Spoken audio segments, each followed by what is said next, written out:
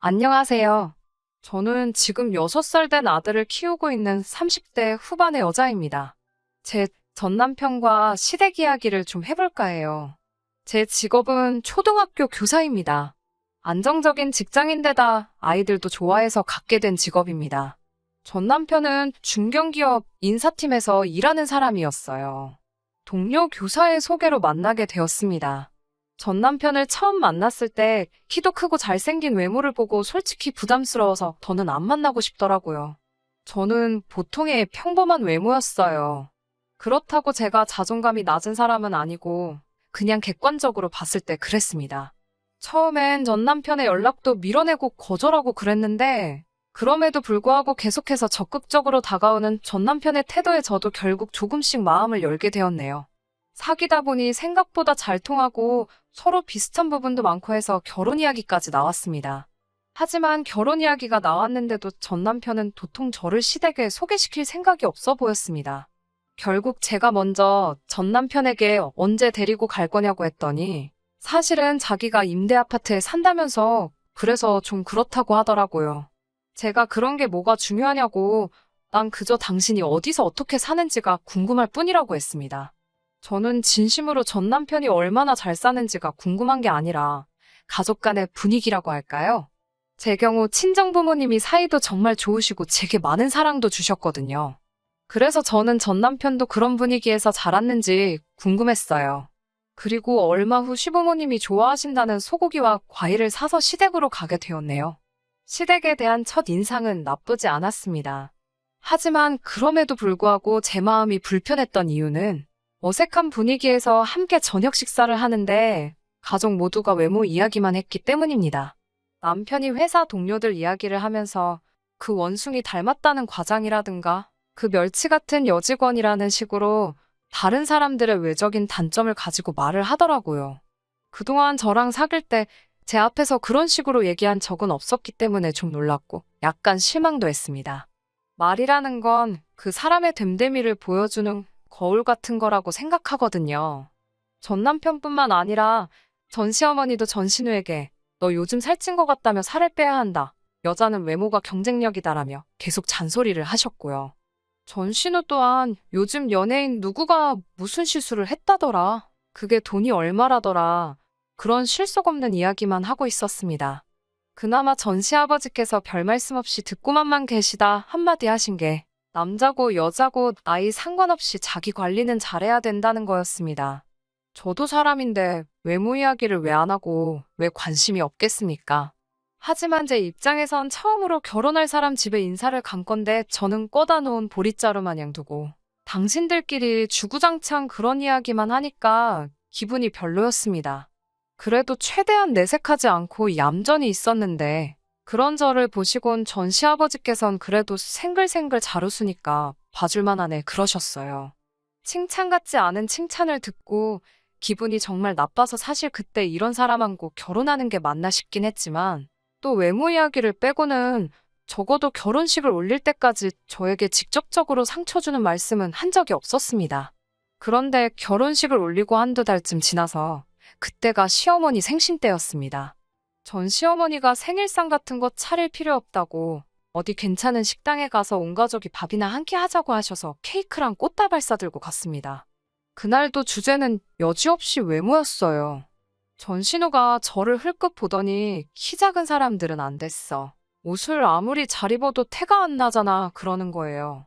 분명히 저를 보고 나서 그런 소리를 하니까 기분이 별로더라고요. 그래도 설마 싶어서 따로 반응은 안 하고 속으로 신경 쓰지 말자 그러고 있는데 전 시어머니가 전 남편과 전 신우에게 그러니까 니들은 부모한테 감사해야 돼. 돈이라는 건 있다가도 없는 거지만 키랑 외모는 타고나지 않으면 안 되는 거니까 라고 하셨습니다.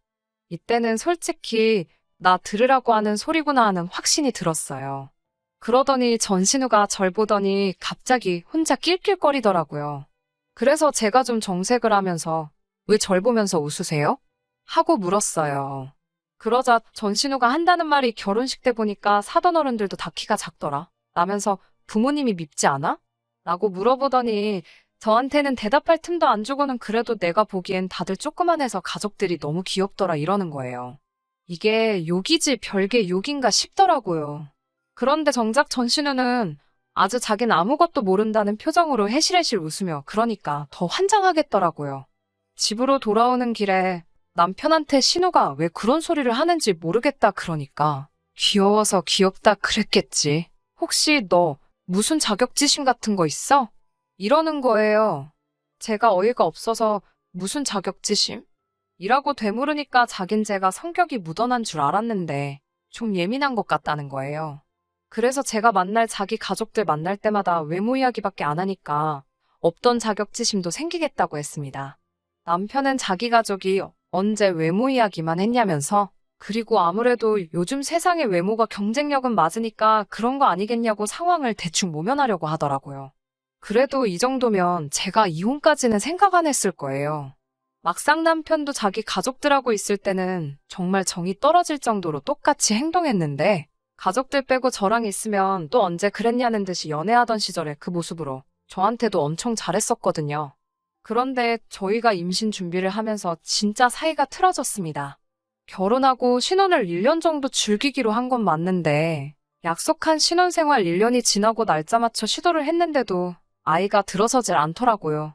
주변에서는 급하게 생각할 거 없다고 하지만 전 시부모님이 워낙에 손자 얘기를 자주 하셔서 부담스럽기도 했고요. 그러다 얼마 전 명절에는 진짜 황당한 일을 겪었습니다. 시댁으로 모여서 저녁 식사를 마치고 이제 슬슬 집에 가려고 하는데 전 시어머니가 잠깐만 더 있다 가라고 저희를 자꾸 잡으시더라고요. 그래서 왜 그러시나 했더니 늦은 밤 모르는 손님이 한 분 오셨습니다. 알고 보니 시어머니께서 저를 진맥하신다며 한의사를 부르셨더라고요. 더 어이가 없는 건 제 진맥만 하고 남편 진맥은 안 했습니다. 한의사 선생님도 제가 황당해하는 모습을 보시곤 몹시 난처해 하셨습니다. 한의사 선생님은 몇 번 제 맥을 짚어보시더니 혹시 요즘 스트레스 받는 일이 많냐면서 마음을 편하게 가지라고 하시더군요. 요즘 세상에 스트레스 안 받고 사는 사람이 어디 있나요? 그리고 입장 바꿔놓고 시댁에서 저런 대우받고 같은 상황이었다면 그 어떤 긍정적인 사람일지라도 없던 스트레스도 생기지 않겠어요? 거기에 다른 사람도 아니고 시부모님의 신우까지 정말 온 시댁 식구가 있는 데서 맥을 짚히고 있는데 속상하고 억울했습니다. 그래서 한의사 선생님께 임신을 저 혼자 하는 것도 아닌데 왜 남편 맥은 안 잡냐고 하니까 시어머니가 어이없다는 듯이 야, 네 남편을 봐봐라. 인물 좋고 키도 크고 그런데 무슨 문제가 있겠냐? 괜히 남 탓할 생각하지 말고 저더러 관리 좀 해라. 라고 하시더군요. 며칠 뒤 저는 남편을 데리고 병원에 갔습니다. 최소한 우리 둘 다 정상인 건 확실히 확인하고 제대로 임신에 대한 계획을 세워보자고요. 그런데 검사 결과는 충격적이었습니다. 저희 부부간 아님인 이유는 남편의 건강하지 못한 정자 때문이었어요. 솔직히 저도 많이 실망했지만 남편은 저보다 훨씬 더 충격을 받은 눈치였어요. 저는 풀죽은 남편을 위로하며 같이 노력해보자고 했습니다. 시부모님은 그럴 리가 없다며 상황을 인정하지 않으셨지만 저는 당신들도 충격이 커서 그런 거려니 생각하고 따지지 않았습니다. 그리고 한동안 모든 사람들이 암묵적으로 합의라도 한 듯 이 일을 입에 올리지 않았습니다. 오히려 저희 둘 다 그 이후로 임신에 대해서 마음을 내려놓고 편하게 지냈습니다. 그러다 보니 서로 사이도 더 좋아지는 것 같았어요. 그래서인지 그렇게 노력해도 생기지 않았던 아기 천사가 저희를 찾아와 주었습니다. 너무나 기뻐서 얼른 어른들께 알려드리고 싶었지만 초기에는 조심하는 게 좋다고 해서 말을 아끼고 아꼈어요. 그러다 임신 8주가 되었을 무렵 남편이 시부모님의 등살에 못 견디겠다며 저랑 상의도 없이 시댁에 먼저 소식을 전했습니다. 바로 시부모님이 저희 사는 집으로 찾아오시더니 역시 우리 아들이 그럴 리 없다며 이럴 줄 알았다고 의사놈들이 돌팔이지 그동안 고생 많았다며 남편 등을 두드려 주시더라고요. 저한테는 아무런 말도 없이 오직 자기 아들만 챙기는 시부모님을 보고 있자니 부모가 자기 자식 자랑스러운 거야 당연하겠지만서도 저 역시 같이 노력하고 견뎌왔는데 조금 서운하기도 하고 씁쓸하기도 했습니다. 임신 소식을 전하고 얼마 지나지 않아 시아버지 생신이 돌아왔어요. 몸도 안 좋고 또 병원에서도 안정을 취하는 게 중요하다고 했기 때문에 집에 있고 싶었습니다. 하지만 전 시어머니와 전 신우가 제 임신도 축하할 겸 온 가족이 모이려고 만든 자리인데 주인공 중에 한 명이 빠지면 어떡하냐고 그냥 잠깐 얼굴이라도 비추고 가라고 하더라고요. 그래서 어쩔 수 없이 시댁에 갔는데 도착한 지 얼마 되지 않아 배가 아프더니 하혈이 시작되었어요. 놀란 제가 전 남편을 불렀고 그대로 119를 타고 응급실에 갔습니다. 절망적이게도 자연유산이었습니다. 불행 중 다행이라고 해야 할지 수술은 필요 없다고 해서 병원에서 몇 시간 안정을 찾다가 그냥 집으로 돌아왔어요. 그런데 이튿날 집으로 찾아오신 전 시부모님은 저에게 괜찮냐고 한마디 물어보시기는커녕 그러니까 진작에 몸 관리 좀 제대로 하지 그랬냐며 이게 다 제가 비만이라서 유산이 된 거라고 하시더군요. 비만이라니? 저는 살면서 한 번도 평균 체중을 벗어난 적이 없는데 말이에요. 이 사람들이 무슨 말을 하는 건가 하고 생각하고 있던 중에 이어진 그 다음 나온 말은 제가 비만이라는 말보다 훨씬 더 충격적이었습니다. 아니, 남편이 멀쩡한 씨앗을 넣어줬는데 왜 저 뱃속에 들어가니까 죽어버리냐는 거예요. 밭이 비좁으니 그랬던 거 아니겠냐고. 며느리 고를 때 너무 신경을 안 썼다며 아이고 내 팔자야 하면서 저를 앞에 두고 신세한탄을 하고 있더군요. 그 말을 듣는데 소름이 끼치고 눈물이 펑펑 쏟아지더라고요. 더 서러운 건 전 시부모님이 저한테 이렇게 막말을 하는 동안 전 남편은 한숨만 푹푹 쉴 뿐 하다못해 그만하라는 말 한마디도 안 하고 있었습니다. 한바탕 난리를 치고 전 시부모님은 댁으로 돌아가셨고 부모님이 자리를 비우고 나서야 전 남편은 저에게 미안하다고 사과를 했습니다. 나이든 양반들이 얼마나 속이 상하면 저러겠냐고 저더러 이해하라면서요. 하지만 그런 사과가 제 귀에 들어올 리 만무했습니다. 저는 당신 이 부실에서 이렇게 된 걸 왜 내 탓만 하시냐며 진짜 억울하다고 했습니다.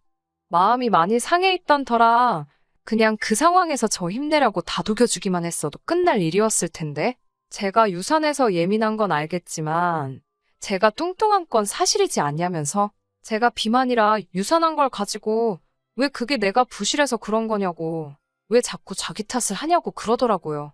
분명히 병원에서 당신 정자가 좋지 않다고 한 거 기억 안 나냐 하니까 하지만 결국엔 제가 임신하지 않았냐면서 그러니까 자기는 아무 문제가 없는 거라고 하더군요. 그러면서 그냥 내일 대충 몸 추스리면 일단 시댁에 가서 무릎 꿇고 죄송하다고 사과를 드리라고 했습니다. 그 말을 듣는데 이 인간이 아주 단단히 미쳤구나 싶었어요. 떠난 아이한테는 미안하지만 이런 인간의 아이를 낳을 뻔했다는 생각만 해도 소름이 끼쳤습니다. 결국 이 일로 저희 부부관계는 완전히 틀어져 버렸고 저는 전 남편에게 이혼을 요구했습니다. 그제서야 전 남편은 제가 이렇게까지 상처받고 스트레스 받는 줄 몰랐다며 서로 같이 한 번 더 노력해보자고 제 마음을 설득하려 들었습니다.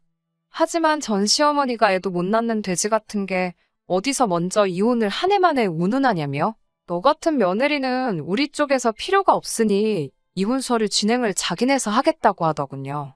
이혼을 해주는 게 아니라 제가 이혼당하는 거라고 하면서요. 남편은 저에게 왜 일을 크게 만드냐 뭐라 했지만 결국 자기 부모님이 저렇게 강경하게 나오니 남편도 어쩔 수 없었는지 이혼 서류를 만들어서 저한테 들이밀더군요. 그래서 덕분에 원만하게 이혼할 수 있었습니다. 가족들하고 연관될 때랑 저랑 단 둘만 있을 때 정말 같은 사람이 맞나 싶을 정도로 다른 사람이었어요. 저도 차라리 이렇게 끝낸 게 잘 된 거라는 생각이 들었습니다. 그리고 이혼 뒤 1년 정도의 시간이 흐른 후 저는 평소 저랑 친분이 두텁던 학부형의 소개로 지금의 남편과 만나게 되어 결혼을 하게 되었고 결혼한 지 6개월 만에 지금의 남편을 쏙 빼닮은 아들까지 가졌습니다. 지금의 남편은 제가 임신했을 때도 제가 출산했을 때도 제 손을 꼭 잡고 고맙다며 눈물을 쏟을 만큼 여리고 따뜻한 사람이에요. 그리고 세월은 총알같이 흘러 그 아이가 어느덧 6살이 되었습니다. 세상 일이라는 게 참 예측 불가하고 그래서 재밌는 것 같아요. 엊그제 아들을 데리고 모처럼 마트에 장을 보러 갔어요. 최근에는 코로나 때문에 웬만한 건 거의 다 인터넷에서 배달을 시켰었는데 그동안 마스크 쓰고 다니며 대부분의 시간을 집에서 보냈어서 그런지 어제는 괜히 이상하게 나갔다 오고 싶더라고요. 마트에 도착해서 이것저것 카트에 담고 있는데 뒤통수가 뜨거울 만큼 누군가의 시선이 느껴졌어요. 낯익은 나이든 여자분이 저를 바라보고 있었습니다. 알아보기까지 오랜 시간이 걸리지는 않았습니다. 저에게 악담을 퍼붓던 전시어머니셨어요. 그리고 그 옆에는 그 잘난 인물이 다 어디 간 건가? 무슨 일이 있었던 건가 싶을 만큼 상태가 안 좋아진 전 남편도 있었습니다. 남자던 여자던 자기관리 외모관리가 가장 중요하다고 하던 집안인데 수염도 며칠을 안 깎은 건지 듬성듬성 나 있고 머리는 길게 길러 떡져 있는 게 한동안 씻지도 않은 것 같더라고요. 짐작이지만 저처럼 재혼은 못한 것 같더군요. 그리고 그 둘 다 제 손을 꼭 잡고 있는 제 아들을 바라보고 있는 듯 싶었습니다. 속으로 무슨 생각을 하고 있었을까요? 사실 이혼할 때 치열하게 싸울 힘이 하나도 남아있지 않아서 그냥 적당히 재산 나누고 헤어졌거든요. 그래서 말 한마디라도 독하게 쏴붙여볼걸, 아니면 한 푼이라도 더 내놓으라고 할걸, 그런 후회를 했던 날들도 있었습니다. 그런데 오늘 그 둘이 저와 제 아들을 바라본 그 눈빛에서 많은 걸 느꼈습니다. 이런 표현이 조금 웃기기도 하겠지만 끝에 가서는 결국 제가 이겼네요. 이제 그 사람들한테 정말 아무런 감정도 없습니다. 새롭게 다시 얻은 이 기회에 이 인생을 마음껏 즐기고 행복하게 살아보겠습니다. 감사합니다. 끝까지 들어주셔서 감사합니다. 오늘의 사연은 여기까지입니다. 구독과 좋아요, 알람 설정 부탁드리고 더 좋은 사연으로 다시 찾아뵙겠습니다. 감사합니다.